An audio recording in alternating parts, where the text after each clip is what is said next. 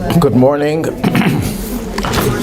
Welcome to our class on liberty and loyalty in honor of 4th of July. But before we begin, as usual, is always an announcement. Next week, Sunday, is the 17th of Tammuz, which if Mashiach doesn't come beforehand, it is a fast day, so we won't be having the lunch and learn. But the week after, we'll be talking about the reason why we have these 3 weeks of sadness. We're crying for the destruction of the temple, so the class will be on still crying after 2,000 years, understanding the 3 weeks and the destruction of the temple. But of course, if Mashiach comes, we'll be having the class in Yerushalayim, in the outskirts of the Holy Temple, and it won't be me giving the lecture. I hope it'll be Mashiach himself.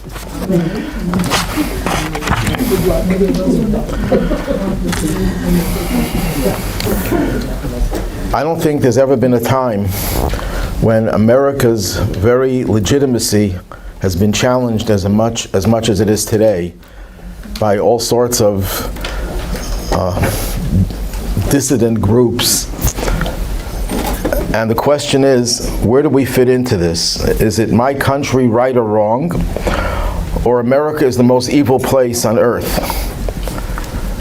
And obviously, Judaism does not take either of those extreme stances, much more nuanced stance.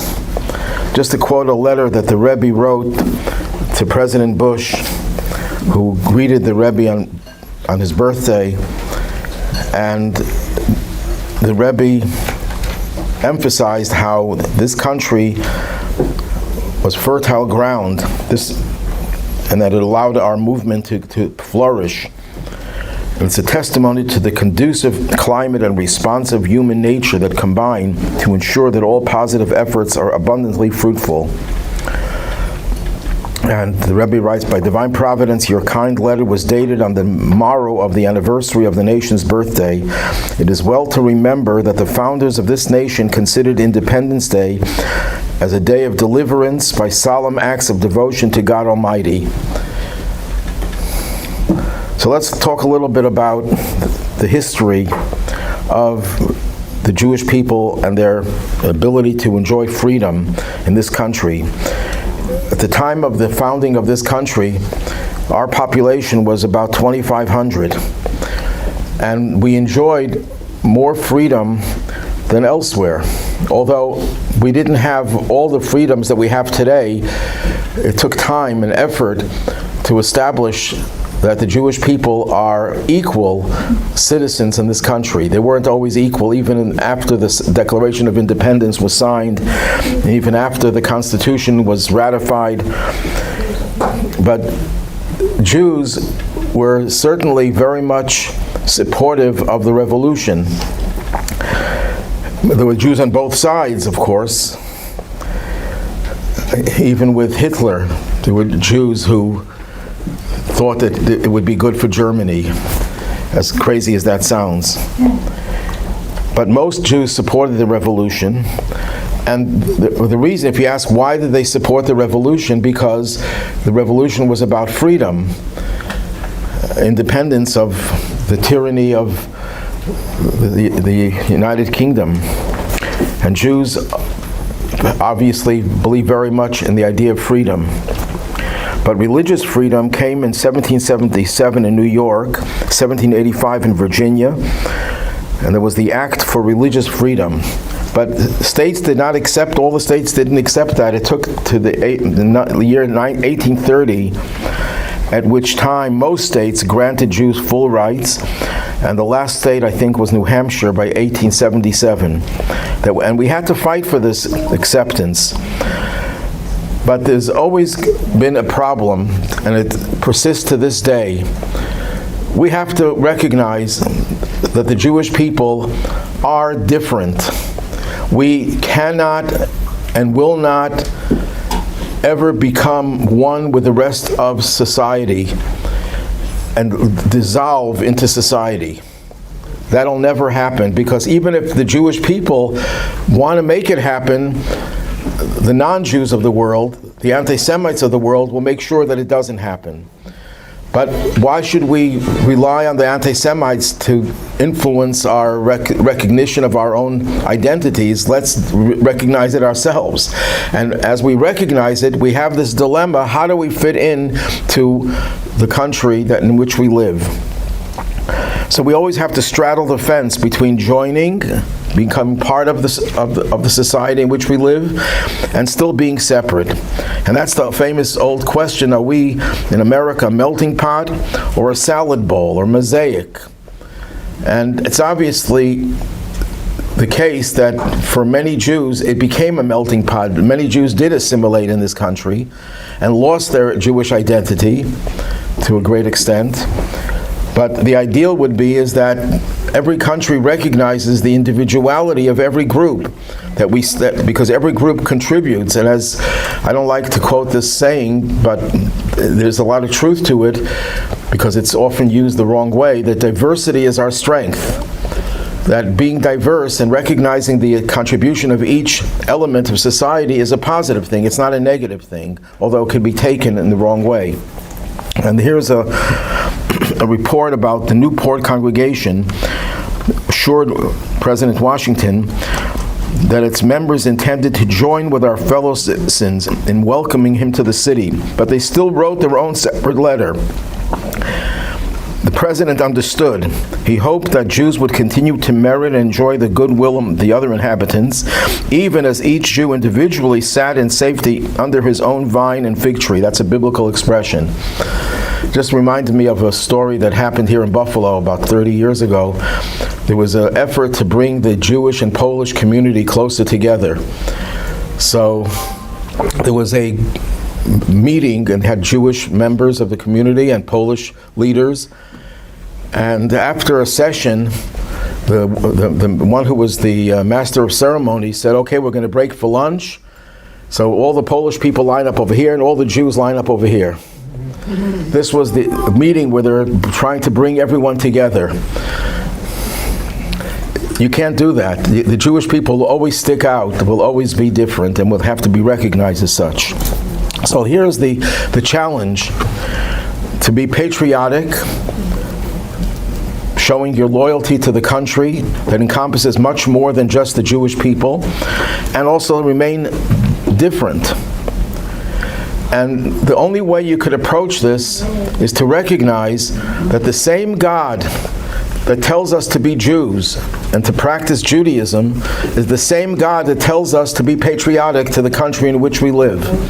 If it would be based on a secular consideration, there would be a conflict. But it's no conflict. When God tells me on the weekdays He wants me to work, and on Shabbos He wants me to rest, I don't say, well, that's contradictory. I mean, either He wants me to work or He wants me to rest. No, it depends. If it's the weekday, I work. If it's Shabbos, I rest. Same thing is true over here. It's the same God says you have to be distinct, you have to be different, but you also have to be part of society and recognize that you're a citizen of the country in which you live, and you have to show that you are patriotic and you're loyal to that country. Where do we find this being a divine directive? The book of Jeremiah, the famous prophet Jeremiah, who predicted and prophesied about the destruction of the first temple and the beginning of the exile of the Jewish people into Babylonia. And he exhorts them, he tells them, seek the peace of the city where I have, this is God speaking through him, seek the peace of the city where I have caused you to be carried away captive, and pray to the Lord for it. For in its peace you shall have peace. When you have peace overall, the Jewish people will flourish as well. When you have chaos and you have civil war and you have conflict, then it's bad for the Jewish people as well. So it's even a selfish interest, not just a altruistic one, that you want peace all over. The Torah, even earlier, before Jeremiah, we were guests, in quotation marks, in the land of Egypt.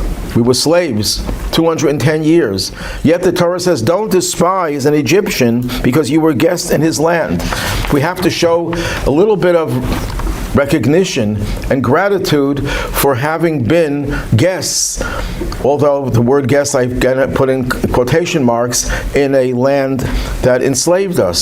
So we still have to show respect to that country.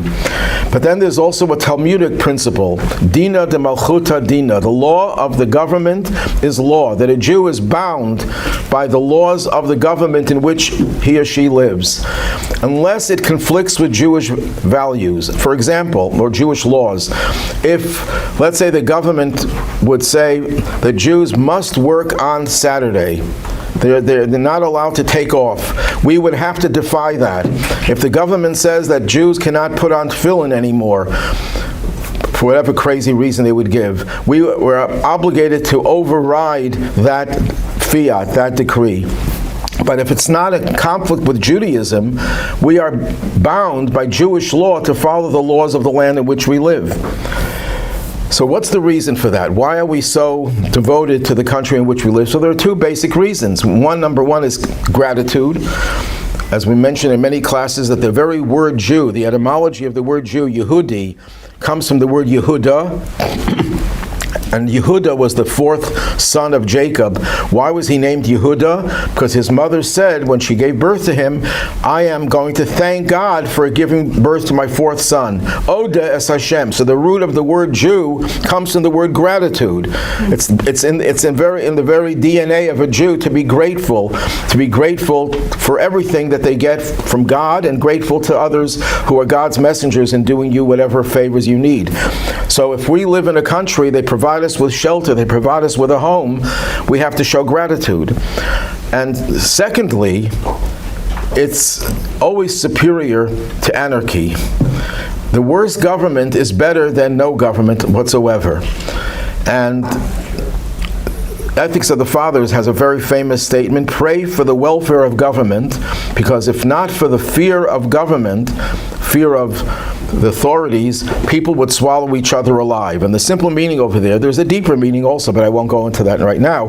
But the simple meaning is that without government, without the policemen, without the authorities ensuring civility, we would degenerate into anarchy and chaos, and it would be totally destructive. But though it's true about every country in which a Jew lives, and Jews were always more patriotic, it was very tragic that when a country was invading another country, they always suspected the Jews of being disloyal. The country in which they lived, to which the Jews paid homage and were very loyal, would say, oh, the Jews are probably on the side of the invaders. And the invaders would always claim the Jews are so patriotic that they're our biggest enemy. Jews always got it from both sides, and that's Jewish history, tragically. But as far as the United States of America is concerned, Jews have a special relationship, a historic relationship, and I think we can find 7 reasons. Some of the reasons are connected. Number one, in modern times, this was a country that was founded on the principle of belief in a God. Other countries may have had other rationales for their existence, but we were founded on the basic belief in God. And to such an extent that later on it was put on our currency, in God we trust. The Congress begins with a prayer. Religion and belief in God is ingrained in the fabric of the United States of America. And tragically, there were Jews who were trying to fight that, and we'll soon talk about that a little more. Secondly, it's a country that provided freedoms. We have the First Amendment, the other amendments that provide us with freedom, and that's something that was lacking in virtually every single society in which we live throughout history. There was never such a concept of freedom the way the United States has provided for freedom. But most importantly, it's providing for religious freedom. Because even if we had, and I'll soon get into it more detail, for Jews, that's the most important freedom. They're all important, but this is the most important. Number 4, although we didn't get rid of anti-Semitism in the United States, it has persisted from the beginning till now, and now it's rearing its ugly head even more than in past years. But nevertheless, anti-Semitism in the United States is probably less than in any other country in the world.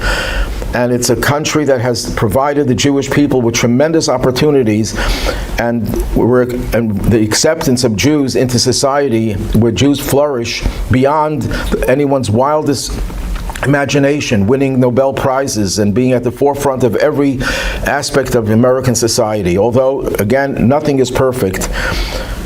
Because if they would be perfect, this would be Mashiach, and we wouldn't be living in America, we would be living in Israel right now. Another thing is there's no replacement theology. Jews for 2,000 years, close to 2,000 years, suffered from Christian anti-Semitism, where the Jews were accused of killing God. Jews were accused of every imaginable crime because they didn't embrace the religion of Christianity. Now, that religion, and I'm not an expert on it, of course, I only know a little bit of Judaism, but I certainly know very little of every other religion, but there was a concept that the Jewish people who are called the chosen people in the Torah, that was taken over by Christianity. The Jews are no longer part of that group of chosen people. That is not the predominant Christian view in this country. And the Catholic Church has recognized the Jews are not killers of their God, but Jews are equals.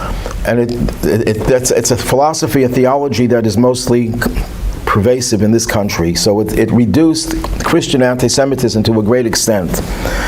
The Rebbe would very often refer to this country as Malchus Shel Chesed, a government or a government of benevolence, of kindness. What the United States has done, not only to its own citizens, but to the whole world, whenever there's a crisis, a tidal wave, a terrible tragedy, any place in the world, the first country, actually it's Israel sometimes is the first country, but second to Israel, it's the United States, will go out and perform great acts of kindness to saving people's lives. But of all the freedoms, as I said before, the most cherished freedom is the freedom of religion. And the question is, why is it more important than other freedoms? Freedom of speech is extremely important. Freedom of assembly is freedom of the press. These are all very, very crucial freedoms.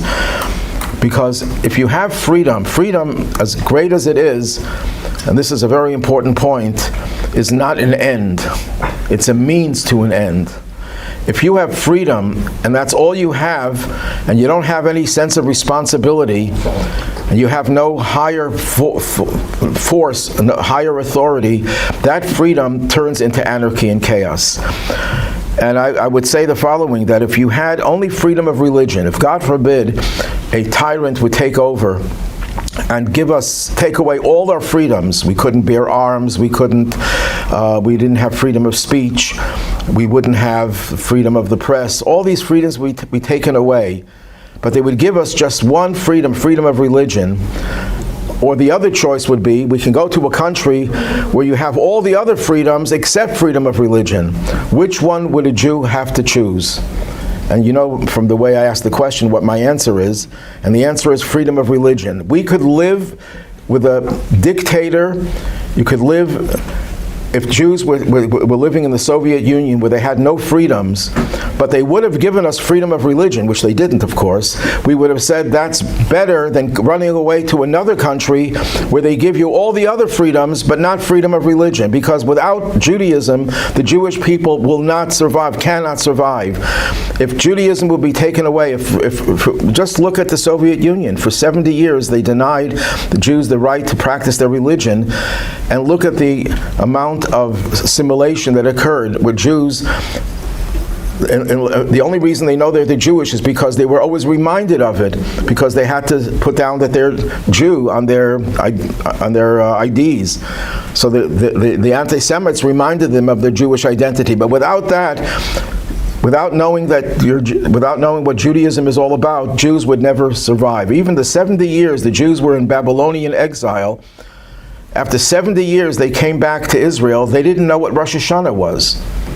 This is a biblical period. Jews who were steeped in Judaism, who lost their temple and were driven into exile, they come back to Israel. The leaders had to expose them to Rosh Hashanah. Now in America, where Jews are very much assimilated, I don't know if there's a Jew who never heard of Rosh Hashanah. But Jews then, so it doesn't take that long to assimilate. So if without Judaism, the Jewish people would be lost and we would never be recognized as a distinct entity. We would just melt away. And unfortunately, many Jews in this country fought against any type of government recognition of Judaism. In what way? I'll give you an example. The most important thing for Jews to survive as Jews is Jewish education. Without education, forget it. We're not going to survive. Jewish education means that you have to have Jewish schools, because it was proven that just having a Hebrew school, an afternoon school, is not adequate to instill Jewish values and Jewish knowledge. So you have to have day schools. In order to have day schools, you have to pay teachers. The budget is it's a very expensive venture. And not everyone could afford tuition. So you have to estimate that tens of thousands of Jewish children did not get a Jewish education because they couldn't afford it. And what happened, and this is a criticism of the Jewish community, what happened was there were only two possible sources to get funding, because the people who would want to send their kids to school didn't necessarily have the ability to pay tuition. Right now, you can pay up to maybe even more, $30,000 tuition to send your kid to a Jewish day school. If you have 3 kids and you make $100,000 a year, and after paying taxes, you don't have anything left to eat. I know of a case of a doctor in New York City who had problems with domestic problems. He couldn't get along with his wife. She was always complaining because he can't bring home food. And they came to, how do I know this? Because they came to a therapist that I know, and the therapist was told that I can't put food on the table. But how much do you make a year? Over $200,000 a year. Says, but I pay tuition. After paying tuition and paying taxes and insurance, I have nothing left for food. And that strained their relationship. So what happened, there were 2 sources where you could get the money, either from federations that collected money from the Jewish community for Jewish charities like hospitals, nursing homes, Jewish community centers, and so on, or the government. So the Jewish leadership in this country, tragically, and I'm generalizing, but it was the majority of the Jewish leadership, said no, Federation does not give money for Jewish education. Federation gives money for hospitals. Have you seen any Jewish hospitals around lately? Nursing homes. Where's the Weinberg campus? It doesn't exist anymore. Jewish community centers, majority of the people there are not Jewish. So they wouldn't give money to Jewish education. That changed, by the way. That's a positive part of it. It changed. The attitude changed in the last 30 years. And then the other effort was to get money from the government, federal aid to parochial schools. But the Jewish leadership was against that. We can't mix church and state. You can't have the government supporting Jewish schools. I mean, Jewish children are not entitled to learn math because they can't afford to pay the tuition for the teachers. They have to send them to public school. And imagine now if all the kids that are in Jewish day schools would all bombard the public schools, the public schools would collapse. They couldn't handle the onslaught. So what happened was that tens of thousands of Jewish children did not get a Jewish education because the Jewish leadership was misguided, thinking that it's not a good thing for the government to support religion. There's no such thing in the Constitution. The separation of church and state is not in the Constitution. That term is not there. But it's the Establishment Clause, where you can't establish a particular religion, which I totally agree with. The government should not be saying that the religion of this country is Judaism or any other religion. Let everyone choose the religion they want to belong to. But they have every right to support religion, and they do. So it's contradictory, and the Supreme Court is probably going to change things as things go along. But the Jewish leadership didn't recognize, and it's maybe not their fault, they didn't get Jewish education, that you can't survive in a country as Jews unless you have Jewish education. Now, one of the charges against Jews that have been heard, I've heard it since I was a child and until this day, that we have dual loyalty. Jews are loyal to this country, yes, they're citizens of America, but they're also loyal to Israel.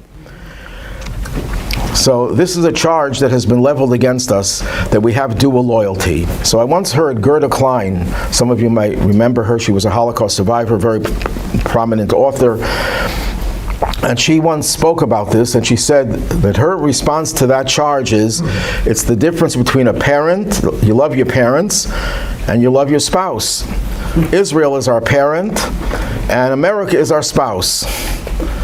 But I beg to disagree with her about that characterization, because Israel is also our spouse, and that's the way it's described in our literature. The Midrash says that we have to dress up with mitzvahs to be ready to be reunited with our spouse, which is the land of Israel. When Mashiach comes, we'll all be going to Israel, so let's dress up for it by doing mitzvahs. When the spies came back from scouting the land of Israel, and they came back with a slanderous report, it's compared to a husband slandering his wife that she was disloyal. In other words, slandering Israel is slandering your spouse. So Israel is our father and mother, it's our spouse, and our bond to Israel is unparalleled. There's no such thing as a bond to Israel, to any other place in the world as it is to Israel. In fact, there's no other culture that has a bond to its land the way we have a bond to Israel. And the proof of that is, for 2,000 years we were exiled. We were not in Israel. There was hardly anyone living in Israel throughout the medieval period. And yet, no Jew ever stopped praying to become going back to Israel. Everyone felt that Israel was their home. It defined every Jew. So we're not going to try to answer the question of dual loyalty by reducing our connection to Israel. On the contrary, the stronger our connection to Israel is, the stronger our connection is to the very source of loyalty to anything. Because the reason we're attached to Israel is because it's God's land that was chosen by God and chose to give it to us. So how do we view America versus Israel? So Israel is our spouse, is our parent, it's our very essence. America is our benefactor and good friend. And good friend is a very powerful title, because there are very few people who have good friends. A good friend is not just someone who you know, an acquaintance, so you go out to dinner sometimes. A good friend is someone who cares for you just as he cares for himself or herself. A good friend is someone who feels your pain and feels your joy, someone who doesn't judge you. America has been, if that analogy is correct, it's a tremendous praise of America, that it's a good friend. And again, our loyalty to our country and our loyalty to Israel is rooted in the very same thing. It's rooted in God's commandment to us that we have to love Israel, because that's what defines us, that's where God wants us to be ultimately.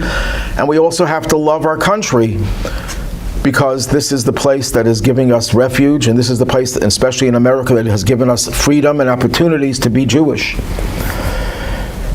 I just want to share a story. It's a little bit of a powerful story. Everyone knows the story of Pollard, the American spy for Israel. Well, there was another Jew, a Chabad rabbi, who had the highest scientific position in the Pentagon of a civilian.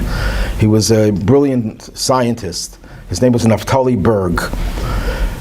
I didn't know him, I used to see him around, but he worked in the Pentagon, and he had a beard, and he dressed in a Hasidic way, working in the Pentagon. And one day he gets a group of Israelis coming to meet him. I don't know if these were Mossad people or whatever, and they offered him a position to share some of classified information with Israel. So since he was a chassid, he said, he says, give me a few minutes. And he goes into the next room and he calls the Rebbe. And he gets the Rebbe's secretary, Rabbi Klein. And Rabbi Klein says, wait a second. Within a minute, the answer was, shout at them and chase them out.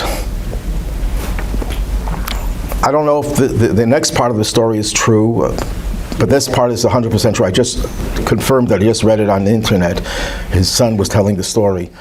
But the next part of the story is that the next stop was Pollard. I don't know if that part is true, but the Rebbe was totally against being disloyal to your own country. Now, what's the spiritual perspective? Why is America so special? We believe that the Messianic age is very close. And the Messianic age will be a period when we will be living in Israel. There will be total peace, end of all violence. There'll be universal peace. The world will be shrouded with goodness and holiness and godliness. This will be a perfect world. But it's sometimes referred to as the Sabbath of existence. Just like Shabbos is a day, a whole week you're working hard and you're sweating and you're toiling and you're miserable sometimes. Come Shabbos is a day of tranquility, a day of rest, serenity. It's called Shabbat Shalom. That's how do we greet people on Shabbat? Shabbat Shalom, the Sabbath of peace. Well, we believe there's a Shabbos of history, and that's the Messianic age. But there's a law that says that before Shabbos, you're supposed to taste the food. Why? So you can savor the taste of the food, especially if your wife is a good cook, and you look forward to Shabbos. Or if the food needs a little bit more salt or pepper, you'll put in the salt and pepper. But you're supposed to taste the taste of Shabbat before Shabbat. God follows his own laws. So God says, before Mashiach comes, I'm going to give you a taste of what it's like to live in a peaceful world, to live in a peaceful country, to live in a country where you have the rights to be Jews, where you're not penalized because you practice Judaism, where you could keep Shabbos, where you could keep kosher, where you could do whatever you want that's Jewish. Of course, not perfect, but it's as close as we can get to perfection, living in exile as we can get. So since the days of King Solomon, we had actually never had a day of total freedom until the United States came along. So God says, I'm giving you a taste of the future. There's a parable that one could give for this. There was once a king. All parables have to have a king in them, all Jewish parables. There was a king who had started a contest, some type of contest with people had to perform some incredible feats. And one candidate won. And all the others were very jealous. That's what happens in competition, that when someone wins, everyone else is jealous. And now was the grand prize. What's the grand prize? The king gives the winner a key, and he says, this key will open up the gates of a palace, and you're going to be living in that palace with me. But you have to go on a long journey. The palace is not here. The palace will be built hundreds of miles away. You're going to go on this long journey. And here's a scroll that tells you how to get there. Don't lose the key or the scroll, because if you do, you'll never get to the destination. No sooner does he depart on this journey, his competitors start to attack him. And they start telling him, it's nonsense, it's never going to work, you'll never get to the destination. Others were more brutal and they started beating him. Others tried to steal the key. Others said, we have a better key. Our key works even better than the key that you have. Others said, don't follow the scroll because the scroll is misleading. Go a different route. All intended to get us off our journey. And finally, we come to the point in the journey where we can see the palace over the horizon. It's just another few miles, and we're excited, we're getting so close, and then we're beaten mercilessly. Someone comes along, one of our enemies, and beats us to a pulp. Beats the winner to the pulp, to a pulp. And for a few days, he's lying there unconscious. He finally awakens, regains consciousness, and is bloodied, his wounds all over, and he sees not too far away, 100 feet away, a little cottage. He says, maybe I can get to that cottage. And he gets to the cottage, but it's locked. So he takes out the key that he said, maybe this key will work, and he turns the key into the lock and it opens. Wow, that was incredible that the key works for this cottage. And he goes into the cottage and there's water, there's food, there's medicine, there are bandages. And he refreshes himself, he washes himself, he cleanses his wounds. And for a few weeks, he's able to get back to his strength. And you know what he decides? It's wonderful here. I'm going to stay here. And the king sends a messenger to tell him, no, you have to keep on going. This is only a temporary respite before you get to the palace. What happened with Jewish history is exactly that. When God came to Mount Sinai to give us the Torah, he came to other nations of the world and offered them the Torah, and they said no. We won the contest. We were willing to accept the Torah. And God says, okay, I'm giving you the key, I'm giving you the scroll. There's going to be a long journey. At the end, you will meet with me in the palace. And throughout history, they tried to attack us, to belittle us, to beat us, to murder us, to try to steal the Torah from us, to mimic it, to say their replacement is better than our original, just to get us from reaching our destination. And as we get so close, the Holocaust occurs, and we're beaten mercilessly. And then what happens is God says, I'm going to give you a place where you can recover from your wounds. And he gave us Israel. He gave us America and other Western countries to a similar extent, but not quite the same as America. And he says, this is a place for you to rest. The key will work here because this is a taste of the future, but it's not the end. It's only the last stop before we get to the ultimate goal, which is Mashiach, which is the Messianic age. In Hebrew, there are different words for freedom. There's one word that appears in the Israeli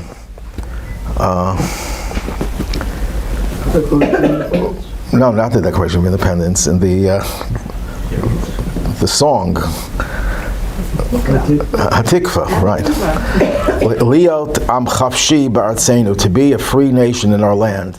And that was strongly criticized because the word chafshi in biblical context means free of any servitude, specifically free of mitzvahs.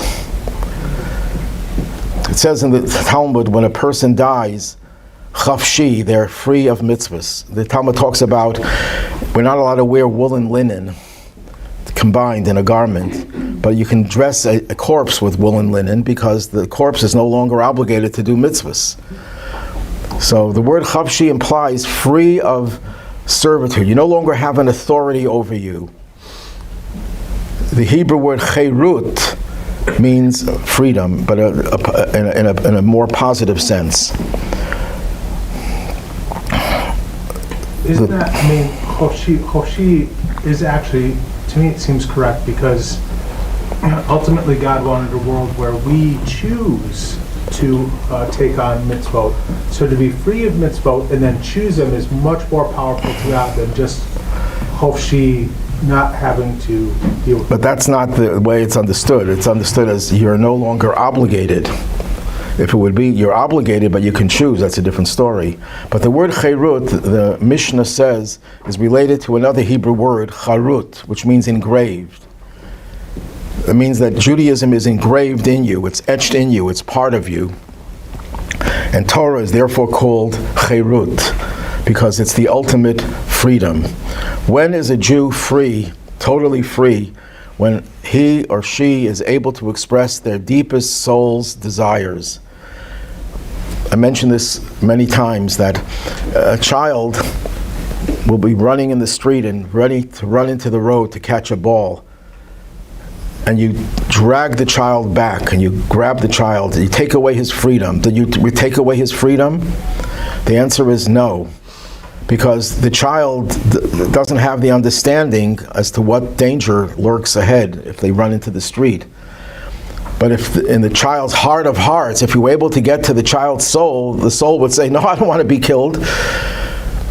So what you're doing is taking away, it sounds like ostensibly you're taking away freedom, but you're really giving them freedom. When you follow the Torah, that's what when you have true freedom, because that's your soul's desire. So outwardly it may seem, I have these obligations that I don't want. I don't want to do this mitzvah or that mitzvah because it's a burden. I'm not interested in it. So you think that you're taking away freedom. No, you're actually giving the person true freedom. I don't know if this is true. I didn't check on all the books on philology, but the word xafshi could be related to a word that means to search. When you're xafshi, you don't have an identity. You take a person who spent 30 years in Attica and you let him out, they're xafshi, but they have no identity. Their identity was stripped from them because being in a prison, you're a number. And the prisons don't rehabilitate you. They don't give you the ability to be a responsible citizen. It's taken away from you. In fact, I was thrown out of prison. Maybe I should commit a crime to be able to get in. Why? Because I visited a prisoner, so I can't be a volunteer, because you have a relationship with a prisoner. But my relationship is to help the prisoner, to rehabilitate the prisoner. But a chaplain who works in prison and the prisoner is freed cannot have any contact with that prisoner anymore. So the chaplain has worked with the prisoner, has gotten them to change their attitudes and everything, and now that they're out, he's left to his own devices. I mean, they have a good reason for it. They don't want too much connection between staff and prisoners. They shouldn't become friendly because maybe they can do things illegal, all sorts of suspicions. But it defies the whole purpose of trying to have a rabbi, a chaplain in a prison to try to rehabilitate the prisoner. So you could be chafshi, you could be free, but you have no identity left. Cherut means you're free because you have an identity. You know your identity. You know who you are. The Rebbe arrived in America in 1941, around the 4th of July. And in a letter that he wrote, the letter that was quoted in the beginning, letter to President Bush, the Rebbe writes, by divine providence, also my arrival in the United States in 1941 coincided with a declaration by Congress that year making July 4th a legal public holiday. It was a public holiday before, but they added more recognition to it as a public holiday. So the Rebbe connected his coming to America with the 4th of July. And when the Rebbe makes a connection, it's not just coincidental. There must be a deeper meaning, and this is how I understand it. Before the Rebbe came to America, America by and large was a country in which Judaism was not really taking root. Jewish education was miserable.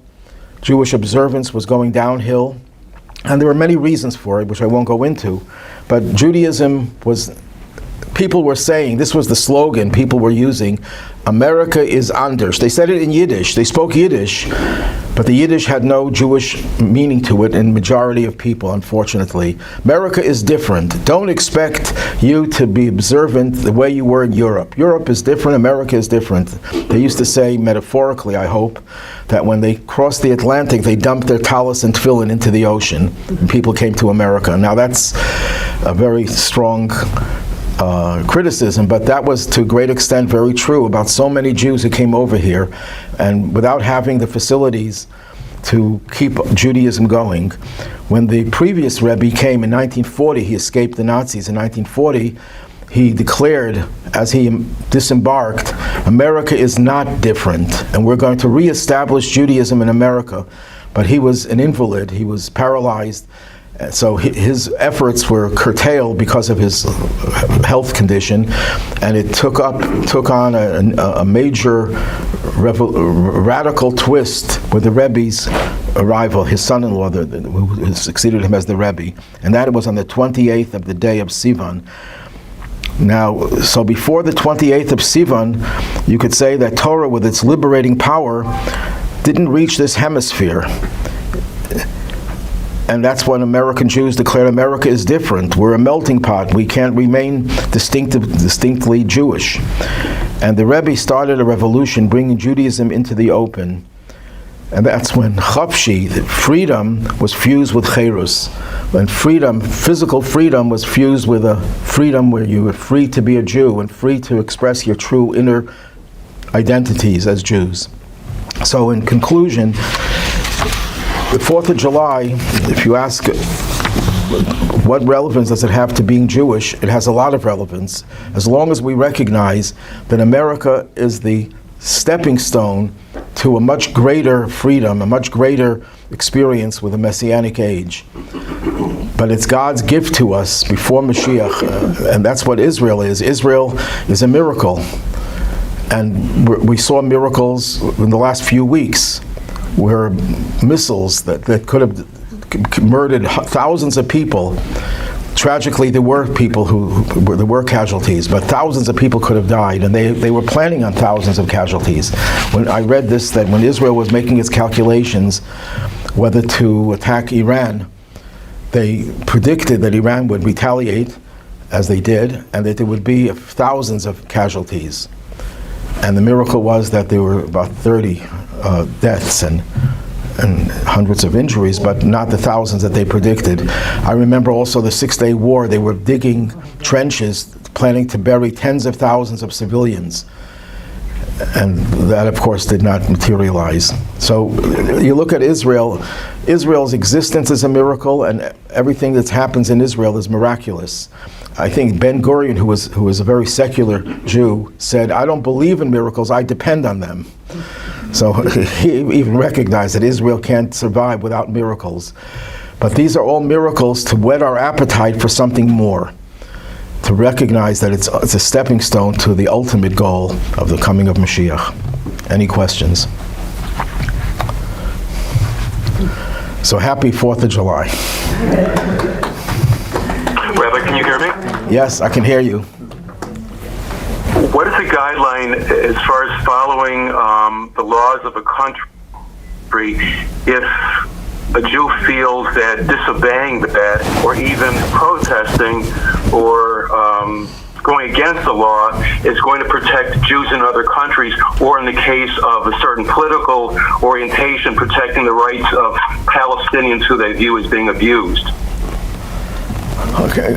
There's nothing against being in America and protesting what you think are laws that are immoral or unethical.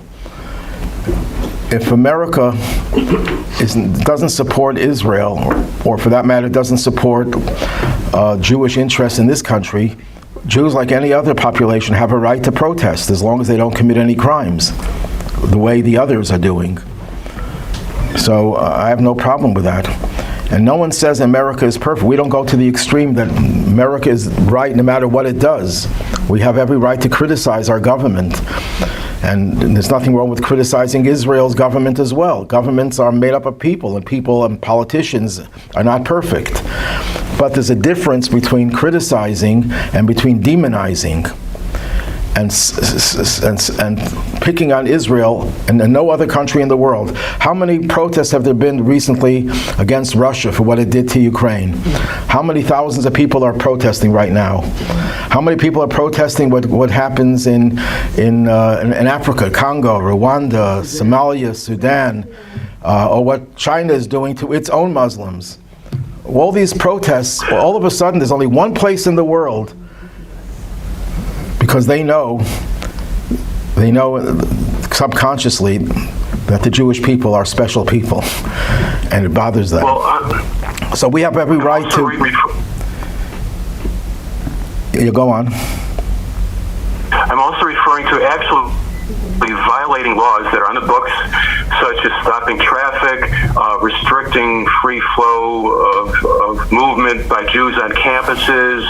No, I don't think we should be. Like that. No, there's a peaceful way of protesting, and committing crimes is not the way. Now, if it's a matter of life and death, and the only way we could prevent let's say America is attacking Israel, and the only way we could stop that is by violently protesting, that would be an interesting question. I'm not going to give an answer to that for two reasons. One of the reasons is I don't have the answer.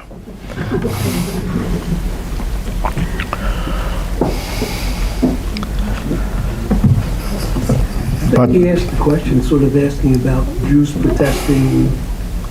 Oh, you're talking about the Palestinians. Jews for the Palestinians? Yeah. Those Jews... The question was confusing because he was talking about the restriction of Jewish students on campus, but it was also about blocking. Okay, I was confused. You're asking about the Jews who are protesting against Israel. what is there to say? These are the most misguided Jews. But it's interesting that I know Chabad people, students, have gone to these protests and put on tefillin with these Jews. And they put on tefillin. So that tells you something, the paradox of the Jew. The Jew could say, I hate other Jews, I hate Israel, but I'm a Jew.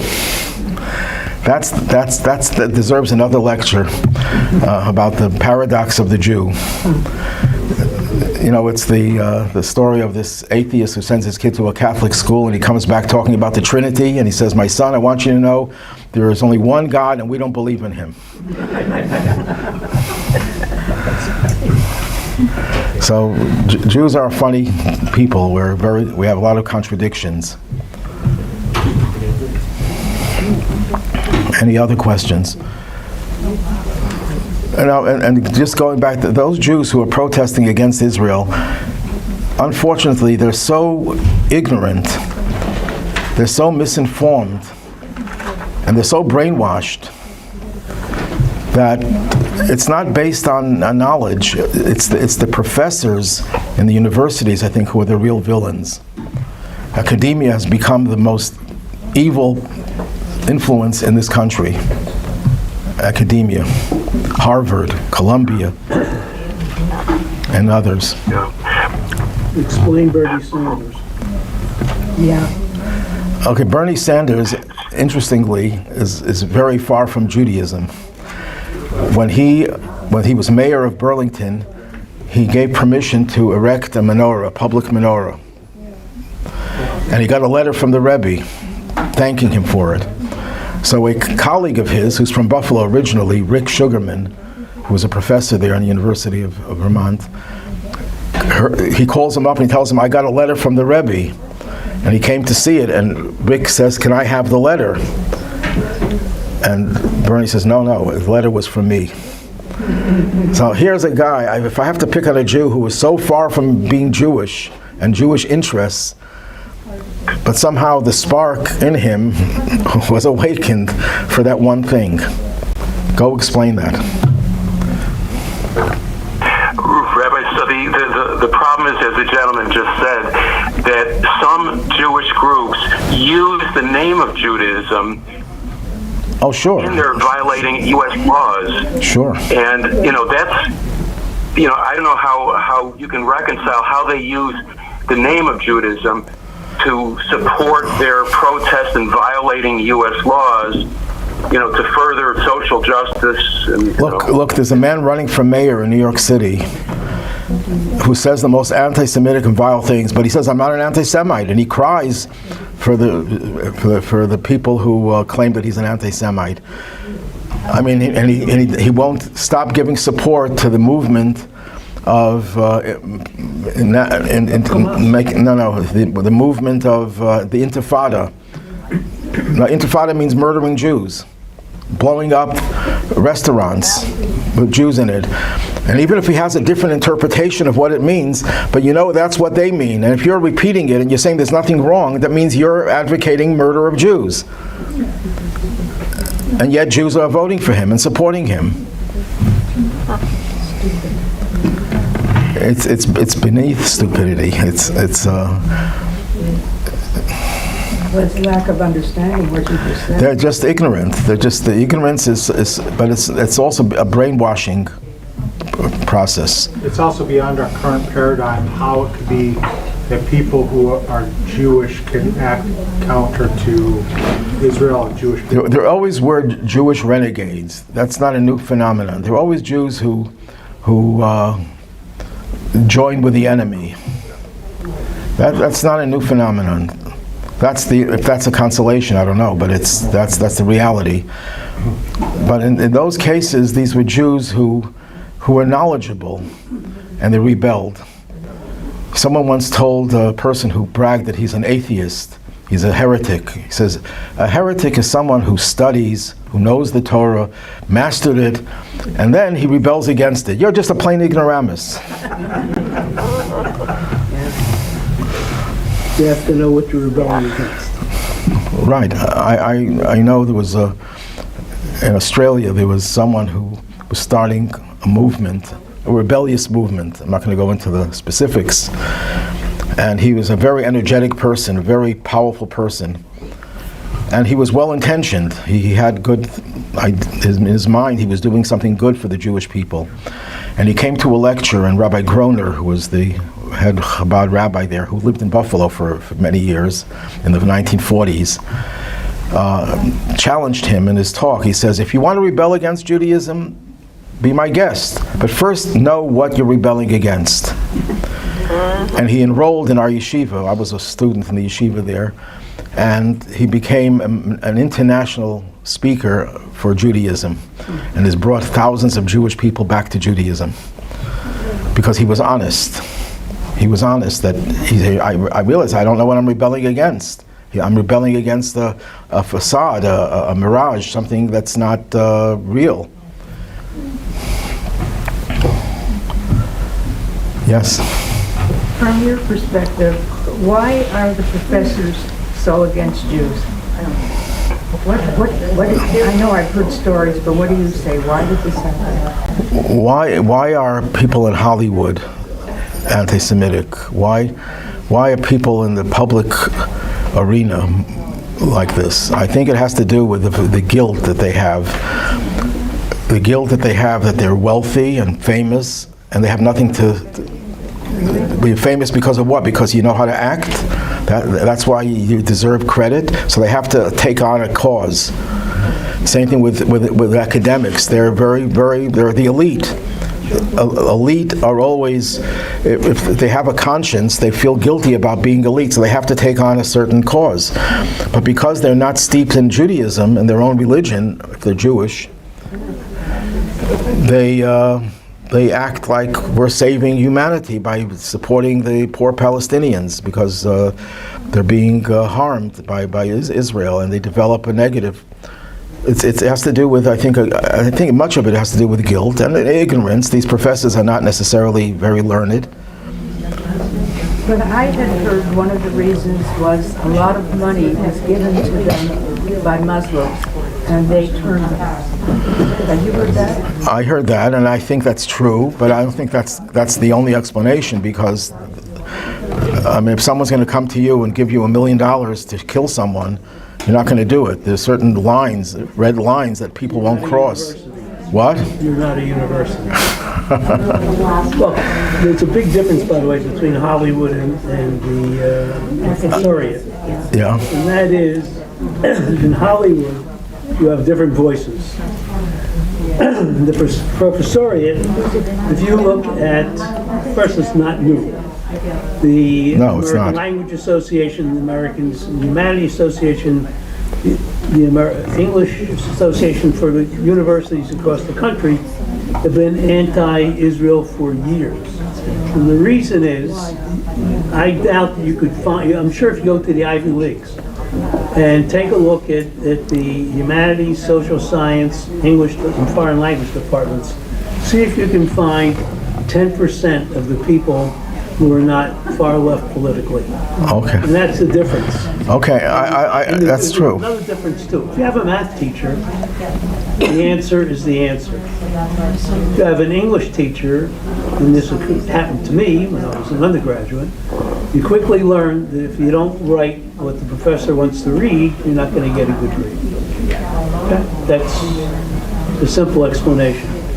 So, and how do you get hired? If you'll remember, UB, when you came here, in the Vietnam era, the history department only hired new faculty whose field was Vietnam and who were violently against American participation in the war. Okay. So you got one voice. You could not take a course at UB talking about justifications for America's participation in the war. Those were the guys who attended commencement wearing the gas mask and turning their backs on the podium. But there's another related point. When Israel was founded, it was an underdog, and people support the underdog. Liberal people support the underdog. But if someone beats you up, you'll support the person being beaten. But if you get up after being beaten and you attack the beater, they'll take the side of the person who did the beating initially. Israel's been framed in Israel isn't the Goliath now. as a bully. Right, Israel was originally the David, and then it became the Goliath. Because Israel fought back, and you're not allowed to do that. They say, I don't know if it's true, but the famous French philosopher, what's his name? What? Strauss Levy or something. No. Bernard Levy. No, not Jewish. How long ago? Give us a In time. the 1950s. Sartre. Jean-Paul Sartre. So he supported Israel before the Six-Day War. And he told someone that he supports Israel. After the war was over, he calls the person and says, I thought they were going to lose. I mean, that is the crux of why Israel is facing the rise in anti-Semitism, the rise in anti-Zionism is because Israel's been framed as a bully. Right. It's no longer the underdog. In other words, you're not allowed to defend yourself. You have to always remain the underdog, and then they'll have pity on you and they'll support you. That's misplaced secular humanism, where you don't care about who's right and who's wrong. You care about who is strong and who's weak, and you have to support the weak. That's the reality, unfortunately. I can assure you, if God forbid Israel would lose and there'd be another Holocaust, God forbid, they say, oh, it's terrible that there was a Holocaust. They'd love it, but they would express some type. Optimistic view. You think it's optimistic? They give lip service to it. They give lip service. Yeah. Rabbi, Rabbi, get it. Between liberals who do this, or also possibly right wing? Do you see that? Anti-Semitism doesn't know directions. I didn't see it. In the 1950s, the left was more pro-Israel than the right. The right was not pro-Israel. Then it turned around that the right became more pro-Israel. Now the right is moving in the direction against Israel. Part of the right, Tucker Carlson and others who clearly are anti-Semitic, and they're turning against Israel. So Jews should not put their faith in right or left. Although right still seems to be more pro-Israel, a lot more, it's not a guarantee. We don't put it. We love America and we support. The Rebbe would never. When the first Bush did something against Israel, he denied them the loan guarantee. A Chabad rabbi who was very influential put an ad, I think, in the New York Times, criticizing Bush. And the Rebbe was very upset. He says, we don't publicly criticize a president of the United States. You want to criticize him, you do it quietly, you do it through different channels, you get the message through. But out of respect for the country, the president is not just a person, he represents the country. So you could criticize his opinions and his policies, but you don't publicly go against. That was the Rebbe's philosophy. Makes sense. The Rebbe always advocated people should go out and vote, but the Rebbe never let anyone know who he votes for and who we should vote for.